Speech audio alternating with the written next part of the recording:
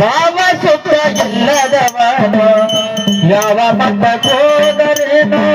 ಭಾವ ಸುಖ ಇಲ್ಲದವನು ಯಾವ ಮಠ ಹೋದರೇನು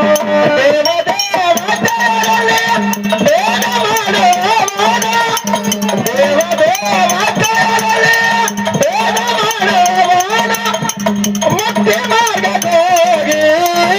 ಕೊಡುವನೇನು ಭಾವ ಸುಖ ಇಲ್ಲದವನು ಯಾವ ಮಠದ ಹೋದರೇನು ಭಾವ ಸುಖ ಇಲ್ಲದವನು